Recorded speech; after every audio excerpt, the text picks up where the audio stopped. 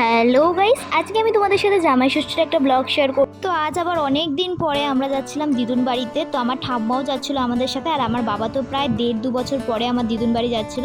কিন্তু বাবা মিষ্টিটা নিতে ভুলে গেছিলো বলে রাস্তায় একটা দোকান থেকে মিষ্টি নিয়েছিল, আর সেই সময় একটা পনিরের চপ নিয়েছিল, যেটা কিন্তু খেতে খুব টেস্টি ছিল। তো আমি ফার্স্টে খাচ্ছিলাম না, কিন্তু পরে দেখলাম ভালো। তো আমরা চলে এলাম, আর মনা তো আমাদের সবাইকে একসাথে দেখে খুব এক্সাইটেড। আর এই যে ব্ল্যাক কালারের শাড়িটা দেখছো, এই শাড়িটা নিয়েছিলাম মাম্মামের জন্য, আর ওই ইয়েলো শাড়িটা নিয়েছিলাম দিদুনের জন্য।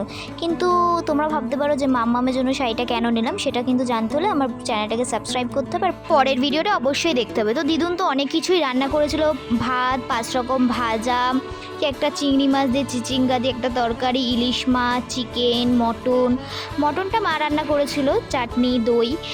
তো বাবা তো চিকেন খায় না, বাবা তো এত কিছু খায়নি, শুধু ইলিশ মাছ আর মাটনটাই খেয়েছে। আর আমি যেহেতু মাটন খাই না, আর আমি তো খেয়েছিলাম চিকেন আর ইলিশ মাছ। সব কটা রান্নাই বেশ ভালো হয়েছিল। দেখো দিদুন আশীর্বাদ করে দিচ্ছে। আগের বছর কিন্তু দিদুন জামাই ষষ্ঠী করতে পারেনি, তার কারণ হচ্ছে আমার বম্মা মানে আমার দিদার শাশুড়ি মারা গেছিলো, তাই জন্য আর জামাই ষষ্ঠী আগের বছর হয়নি। তাই এই বছর আবার 1 বছর পর জামাই ষষ্ঠী হচ্ছে। তো দেখো দিদুন আবার আমাকে একটু ওই ধান দুব্বো দিয়ে দিল। তো আজকের দিনটা বেশ ভালোই গেছে। এটাই ছিল আজকের ব্লগ।